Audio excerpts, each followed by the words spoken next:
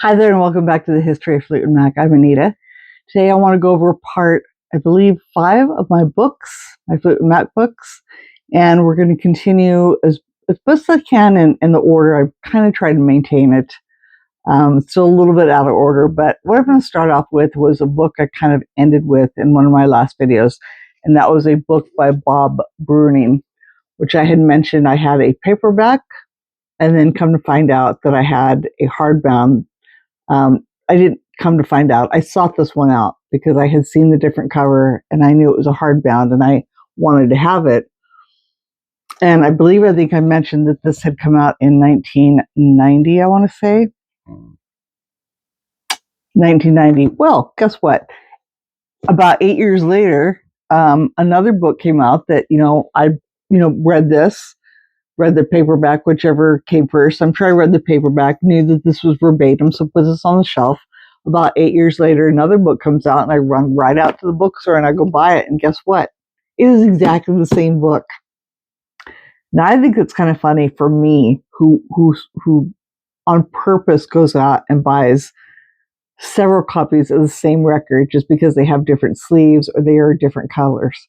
But when I, unbeknownst until literally today, realize that a book that I bought 8 years after another one is verbatim, except this one has a different title.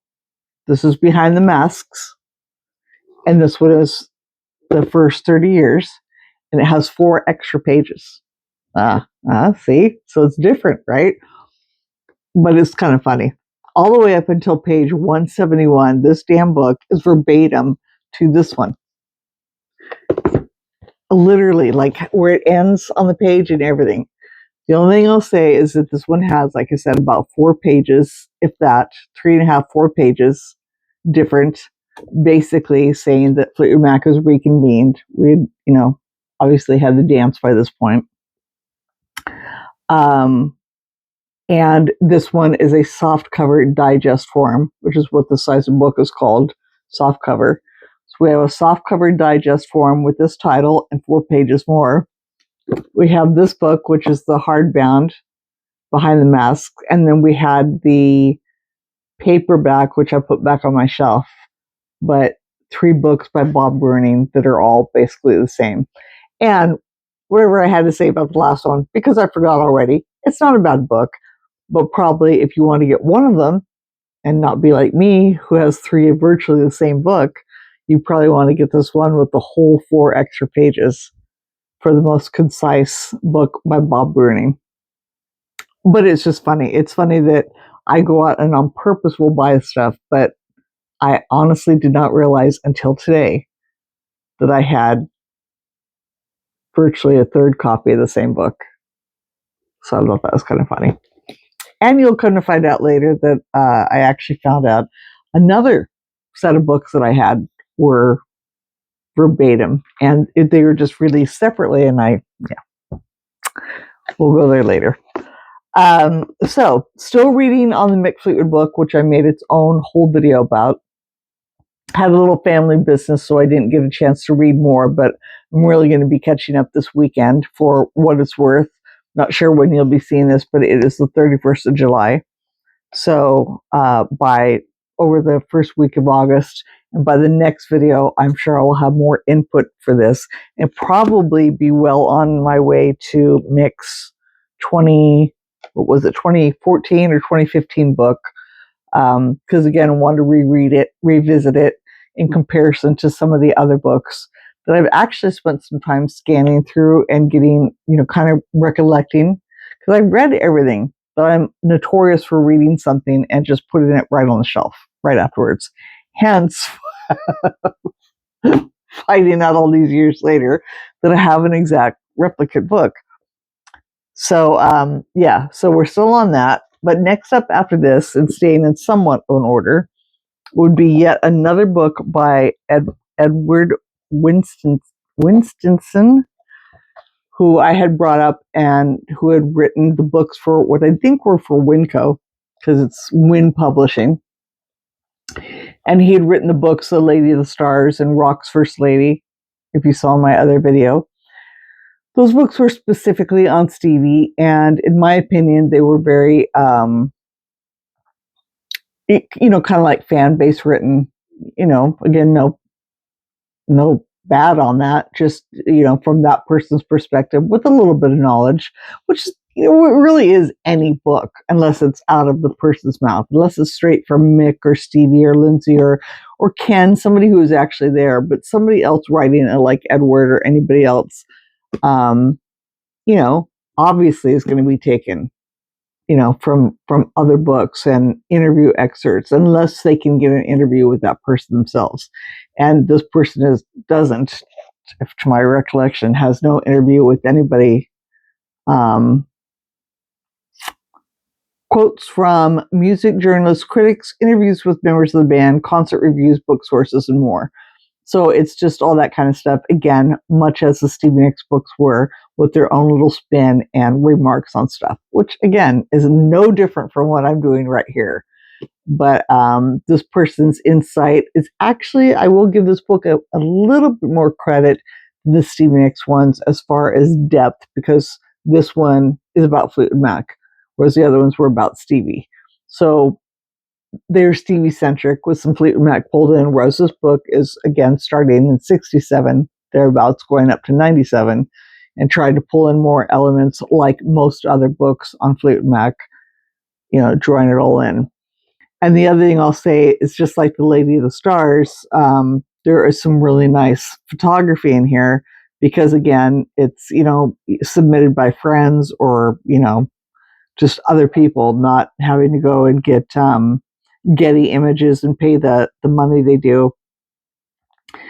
Two in particular, if you're a book or a photo collector, worth the price of admission right away are two photos by Laura Braswell. Hopefully I'm saying that correctly. And I'm going to kind of cover them just for their, so I'm not, no copyright infringement. But this beautiful photo of Stevie, followed by this one, which I think are two really lovely photos of Stevie. So that's nice right there. And it's got some more, there's some great ones from the dance in here. Yeah, it's just a little bit more updated. It's a little versatile, because of course there's some Lindsay, there's some Chris, some John, the rest of Fleetwood Mac in here. But it's another, it's on par with the first ones, which is, it's not way up here. It's certainly not way down there. I like them. I like having these books in my collection. But yeah, they're just, I don't remotely want to sound negative, but as I had said with the first ones, it's just a little bit more their spin on it. And again, that's no better than what I'm doing. So it's not a disrespect. It's just their book. So that one is out there. Some really beautiful photos in here, as with the Lady of the Stars. There's some really nice photos in there. Going on to a book that came out in 98. So again, kind of back and forth a little bit on dates. But this one is probably when I talk about favorites so far, I talk about this one because of the,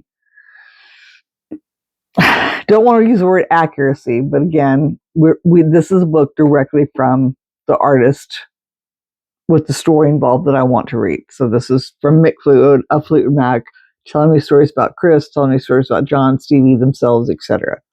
So if you're going for full information and, direct from somebody who is there thus far, this one would be the favorite, though it's still not my favorite, but it's the best one so far out of everything I've shown you thus far. And again, go watch the video I did just of this one, and how I'll be bringing this book up as often as I can as I'm rereading some certain other books. But so far, for favorite book, that's again written by yet another fan with their insight and their information and pulled stuff, but a little bit more information, would be this one by Peter Lewry, Lewry.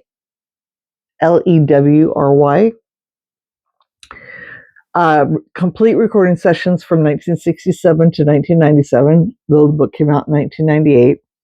This is not one I see that often, but I don't go looking for it per se. I just happened to find this one in a record store one time and just slammed up and bought it, of course. And the reason this is so far my favorite book of everything that I've mentioned thus far, if you're a collector like I am, or even not as much as I am, and say you just have the USA releases of the 45s or the CD singles or the albums, this is almost like a companion piece to that kind of stuff. This book goes into the recording sessions of where, something like rumors, what studio, what date approximately, something was recorded. But what's also of interest is that they include, I had it bookmarked earlier, but let's show rumors. They did rumors. No, Tusk, sorry. For example, they did Tusk and they did the studio sessions for Warner Brothers, May through July of 1978, late 1978 through early summer of 1979, and they tell you the studio, what songs were recorded there, and which would be Studio D, Village Recorders, Los Angeles. But then they also include a bunch of unissued items that were purportedly recorded at that studio, though, and most are Stevie Nicks demos. Now, the cool part is mentioning these demos. That's really neat for anybody who's into Stevie Nicks. And if this is new to you, demos and such, just go look up Stevie Nicks demos, go to YouTube and look up Stevie Nicks demos, and you're welcome. Welcome to Stevie Nicks demos. I know it's stuff that I brought up here and again, and stuff I'll certainly touch on at some point in some videos. I'm not sure exactly how best to approach it, just talk about it but whatever. But this is one of the few books that talks, not specifically, but really adds them in. The disappointment, though, is that almost everything that's mentioned in here, and certainly not everything Stevie Nicks has done demo-wise, but they're all Stevie Nicks' works. Nothing is mentioned about which have to be just as many, if maybe not more, but of course I'm sure, Lindsay had demos, Christine had demos. It's not just Stevie Nicks with demos. We know the most about Stevie Nicks' demos, but as we also know, Lindsay had plenty. Christine had to have had plenty. Maybe even Mick and John. I mean, Mick's got solo work. Maybe there's something, even if it's just a drum solo, that would be a demo, or just some little, riff that John McVie had or something like that. But any mention of that is just really interesting. And in addition to that, dates and recorded things are just little excerpts in between about certain songs that were written, quotes from like Christine. It's perfectly loaded. It's got a nice little thing. In addition to that, also it's got really neat, which I really like. This was all prior to Stevie Nicks and Lindsey Buckingham, but it's got a lot of really neat the things that are on the cassette boxes or the master tapes about the takes, and again, where things were recorded, which is probably where they got a lot of their information. And it's just neat to see the little labels that come on things off the boxes. They show a lot of the records. They don't show really like CD covers, but they'll show, again, a lot of the recording tape box covers from the historic chess sessions detailing the many unissued titles. Again, prior to Stevie and Lindsay, but lots of Fleetwood Mac early blues songs that were in here that were unissued. They'll mention some stuff here that was issued, but not till a later album. So when it comes to stuff from, say, Rumors or Tusk, they will say it's issued, but it's something that came out maybe on 25 Years the Chain. So not something like, they have Smile at You, obviously, which came out in 2003, but this book doesn't go up that far. So at the time, it's still a Stevie Nicks demo. But again, it's just kind of a bummer that, Lindsay or Christine stuff isn't mentioned, which at this kind of makes me wish that Stevie Nicks's weren't, in the sense that I would like to know where everybody's demos were recorded, if at all possible. But the information that is given about Stevie Nicks' demos and where they were supposedly recorded is fantastic. I just wish it could have kind of been inclusive. I would love to see this person write another volume. How about that? And start over again, because we have so much more, pardon me, so much more information, pardon me, than we did. But with all the reissues, I mean, certainly since 1997, good Lord, how many reissues have there been of Rumors, and all those, different takes of Goldust Woman and take 1 and 2 of You Make Love and Fun or whatever. So another book written by Peter would be fabulous, and a thicker, more, just more information, a little bit more research done on demos to include those. There might be a copyright thing that maybe they can't. But I certainly think just mentioning them by name would be okay. But ironically, also, what I find kind of funny is that mentioning them by name as they do, in the back here, there's also a little segment on selected bootlegs, and there's like 5. I was looking for that earlier. Where did I find that? Complete discography, which is not quite complete, but it's pretty good. Videos, chart statistics, awards, song title. I'm telling you, I know there's a little. I keep not being able to find it.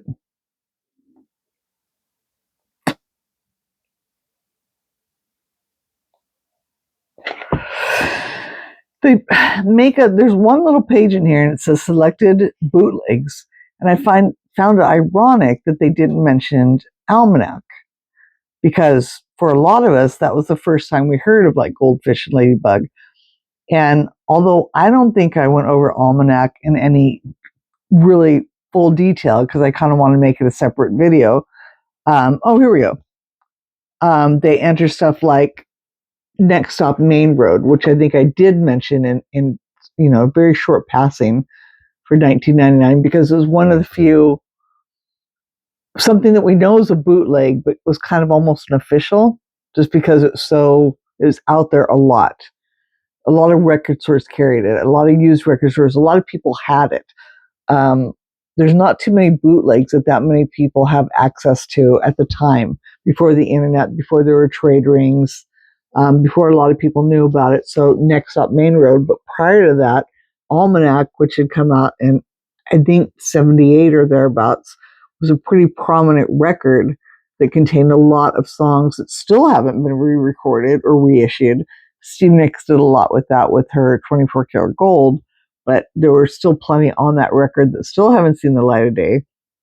And I just thought it was kind of funny that that's not mentioned here.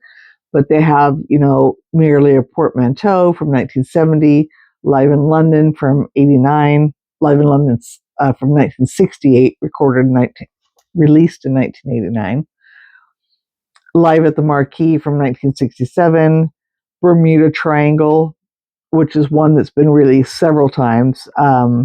It says 1989, but that's one of the ones, just like Live in Passaic, that it says came out in 1990.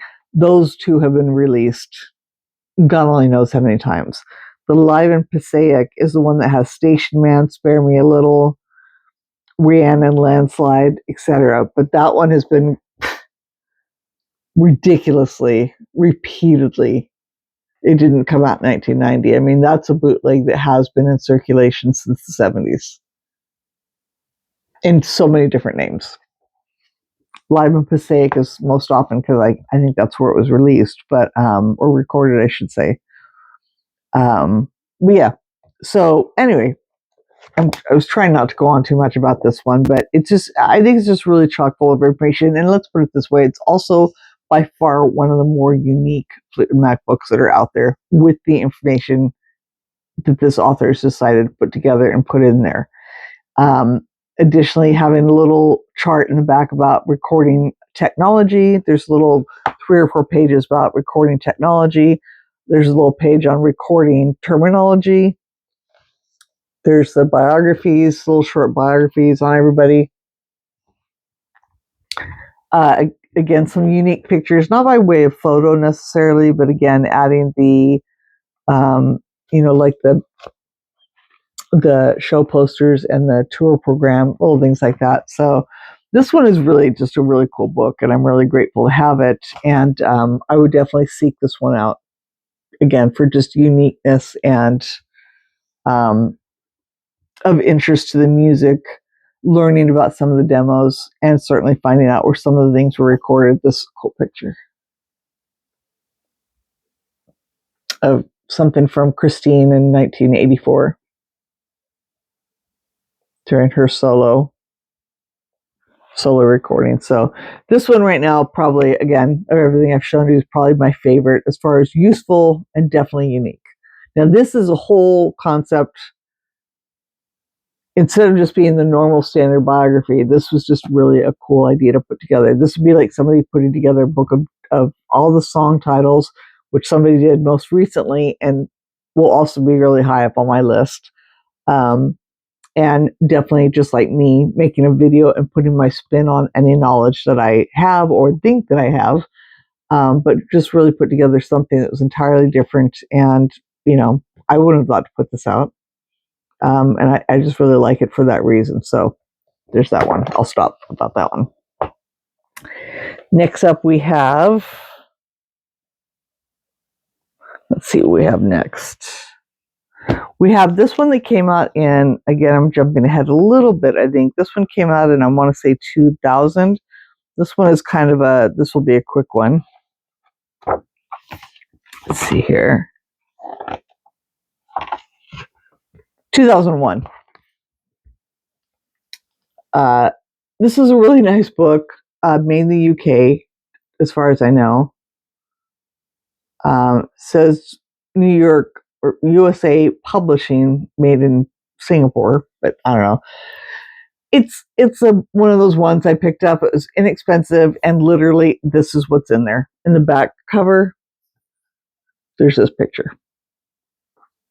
And yes, Christine is faded out like that. It's not the lightning. Not the most flattering, but a great photo of Stevie. And scarcely in this whole entire book, that's what's mentioned about Stevie and Christine, except in the very back where there's a photo credit. That's not even really a credit. It says, and I think this was kind of funny, back end paper, the cult-like popularity of Stevie Nicks can be somewhat startling to the uninitiated, but those who appreciate her gifted songwriting and angelic, almost, can barely read that, sorry, desperate vocals. And it's not very flattering. I'm just not going to read anymore because it's just silly. But she's barely mentioned in passing. Listen, this book I got for the photo. Straight up. I'm not even going to go there. This book is really cool because it goes over a really eclectic mix of very early singers. It goes into some 80s. Jody Watley's here. It's very favorable. This is 100% fan written, even though it's a really nice book. The way they word it, it's just like me talking to you right now. It's just kind of off the cuff, just whatever. It'll say something like, "Hey, I just thought of this," or something like that. How they write it, which I think is great. But it's again, it's really favorable to like Etta James, Vicky Carr, singers from the 50s to the 70s, a little bit more obscure. That they show Bjork. That's it. That's what they show her. They show her on the back cover, just like they show Stevie Nicks on the back. There's no inside, no inside piece on Christine. There's nothing on Christine in here. And when they find somebody, for example, that's a good example. Can't find somebody. They find somebody like kind of old and new, so they'll pair somebody kind of older and newer, and it's weird. It's a really. Grace Jones is in here. Donna Summer's in here, which I think is great. There's a lot of great artists. I just maybe wouldn't have put, like Helen. There we go. Helen Reddy. So kind of the old versus what they think is the new. So I guess this author thinks that Sheen Easton, I think that's who that is. Yeah, is the newish version of Helen Reddy. Okay. I'm not going to argue. I mean, I guess it's not wrong, but yeah. So like I said, this is kind of one of those loosely related to Fleetwood Mac books. It's a picture I hadn't seen before, and that is exactly why I got it. So, and I found it secondhand. Brand new, it's an expensive book. It's kind of hard to find, but I found it for like $7. So I virtually bought a photo for $7. So there's that one. Next up, we have a book whose space I just lost. This one came out in 1994, so we're going back a little bit. And I just lost the space. Oh, no, I didn't. This is a rock and pop memorabilia book. Miller's Rock and Pop Memorabilia by Stephen Maycock. It just had some really cool pieces. And it was for example, the first piece in here is the Tusk record. And it's printed in the UK, so that's why everything is shown in gold British pounds. The floater disc was awarded to Stevie Nicks for Fleetwood Mac's 1979 album Tusk for sales of over 500,000 copies. It is probably Nicks' own copy, as she has signed and inscribed the disc. Many stars sign discs for charity sales of the potential of rock and pop memorabilia to raise money for funds is realized. I don't see the signature on this record. It says that this one here is signed. And when this book came out in 94, it was estimated that record would have sold for 700 to 1,000 pounds, gold British pounds. Next up in the book was a really cool pairing of Stevie's boots and her tambourine.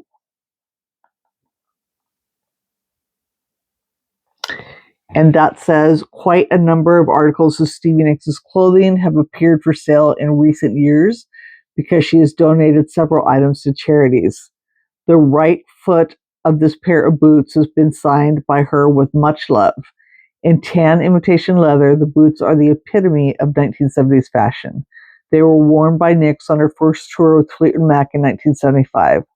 A jacket she wore for the same tour, embroidered with her name on the front, was also offered for sale at an auction in 1993.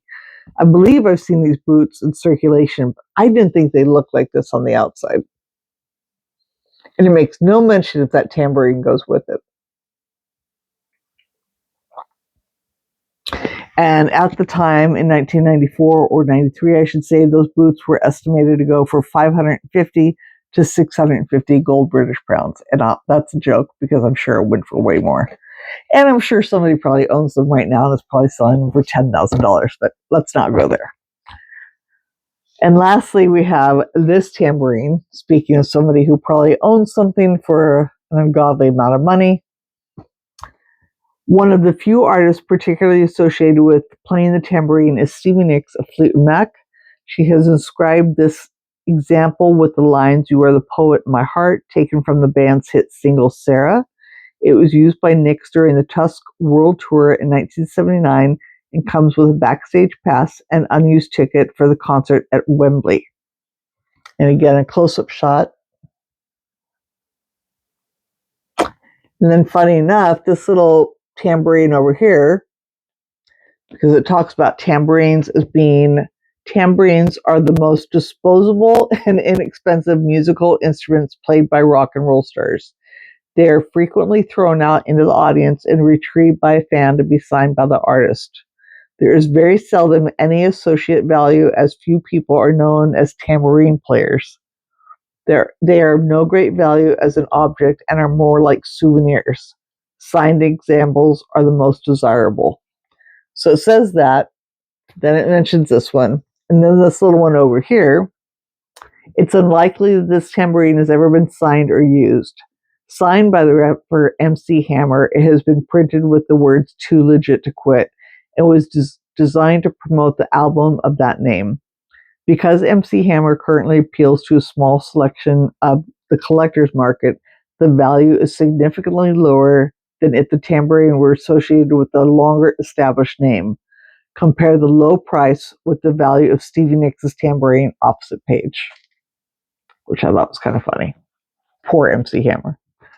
But yeah, it was kind of cool. I mean, I guess I think maybe because I love Stevie Nicks and I have tambourines, but I have several tambourines signed by artists that just have them for shits and giggles. I guess they're signed, and it's pretty cool. But I guess I just never thought of it that way. I know a lot of artists just use them maybe to keep their hands busy. I don't know, but that tambourine was estimated to go for 400 to 450 gold British pounds, or I guess just pounds, right? But yeah, so that book had 3 little examples of Fleetwood Mac inside, which I thought was pretty cool, which is why I bought it. Again, loosely related Fleetwood Mac items. And I don't actually know that this isn't, I need to kind of repair the cover. I don't know that this isn't a proper catalog or if it's a book, to be honest with you. Because I have several catalogs from, I can't remember who puts out the catalogs. You know what I'm talking about. Where Stevie Nicks' stuff has been sold. Gotta Have Rock and Roll, is that them? Seems like there's another company that puts out catalogs. So I don't know. I guess this is just a one-off book that shows just a bevy of different items that have been through the auctions. But yeah, it's kind of a cool little book. I'm sure there's plenty more like this out there. But again, just kind of a loose related item to, Fleetwood Mac stuff. So since I've kind of prattled on about those things in that book, again, the takeaway I would say from this video would again be this book. Just going to bring that one back up. I'm going to come back with another video that hopefully is a little bit more concise, doesn't go on too much. Plenty more books to come. And thank you for joining me, and we'll see you next time. Have a good night. Bye.